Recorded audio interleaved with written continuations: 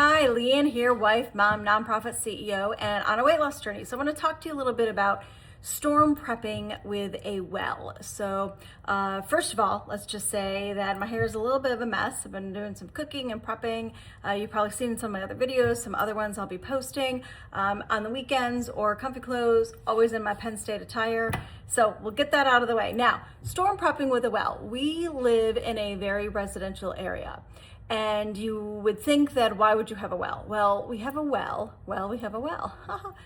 Anyways, we have a well. Many of our neighbors also have wells on the street. Our well is about 103 feet deep, so that's pretty deep for a residential area. So we have well water, really amazing water. We get it tested annually.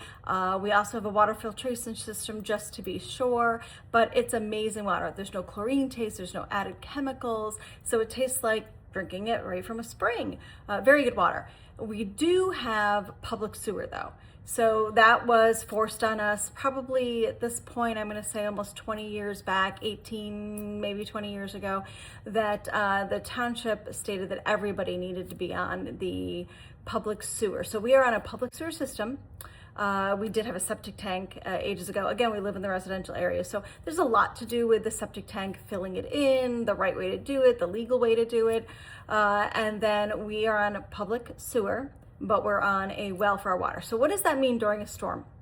What that means is if the electricity goes out, we have no running water. So that means no running water at all. So no running water for showers, sinks. It also means that we can't flush toilets. What you would think in a residential area, that's a little hard to believe, but it's true.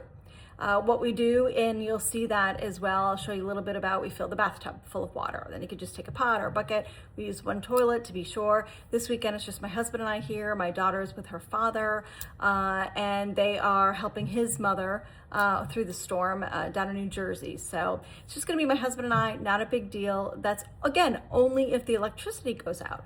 So what do we do? So what happens is when the electricity goes out, the water pump, which is the well system, which is in our front flower bed, is our well. You would never know.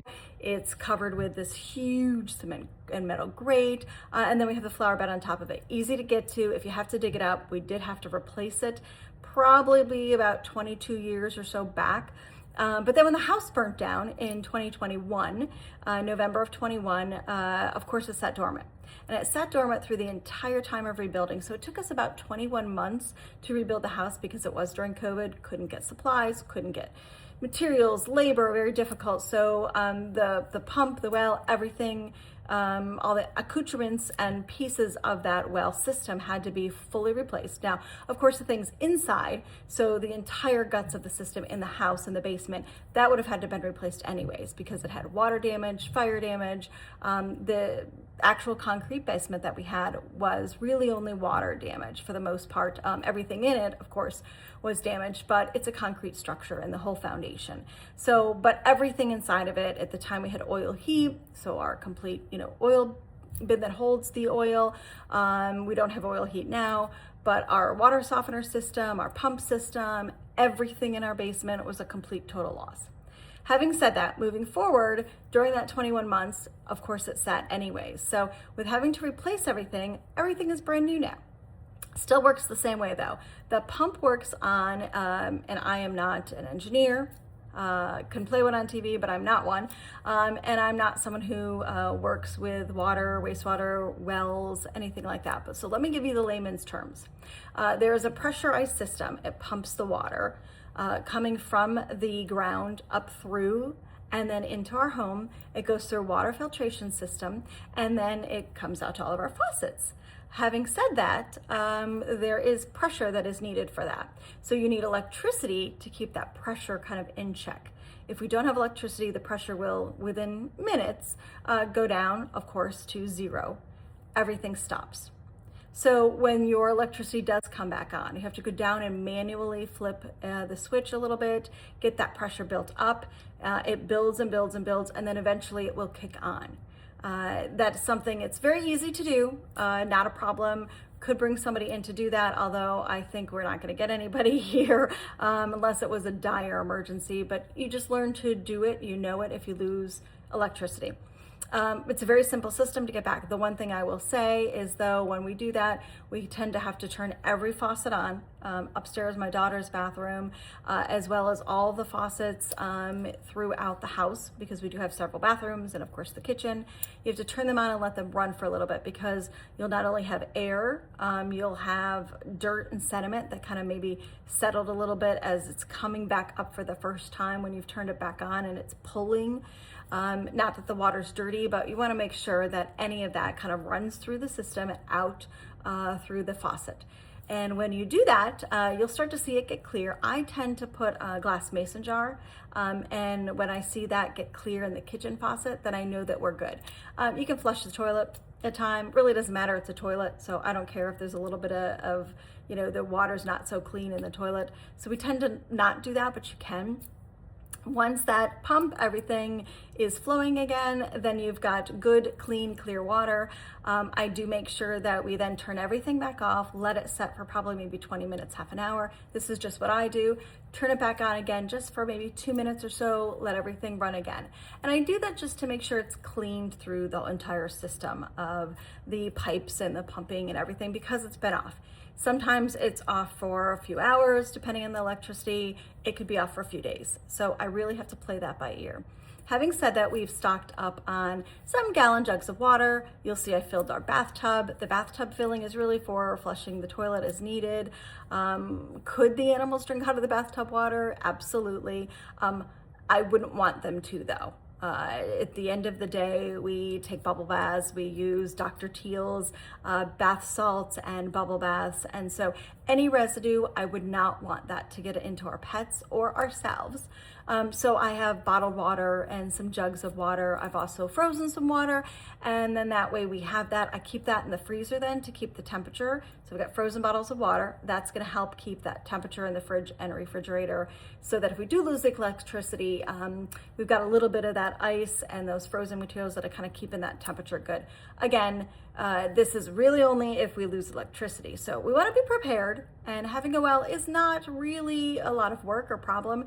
Getting it back on when we get electricity back on takes a little bit extra effort, but the taste of the water is amazing. Much better than what we call city water.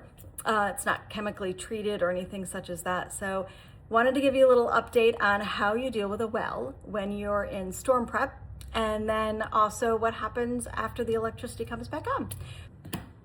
So one thing I do want to mention, though, about the well, some people may be asking why we don't have a generator. So we do have a generator. We had what I call the portable generator. We had it actually, we have a transfer switch that's a separate small fuse box, if you're not familiar with it, that is kind of right next to or near our regular fuse box. When the house burnt down, of course, completely burned down. So all of our electric, all of our plumbing, everything, because the house is brand new. So we put that back in. We have the transfer switch. The generator sits outside. It is a gas power generator. You take a special cord, hook it up to the generator, hook it into this special socket on the outside of the house.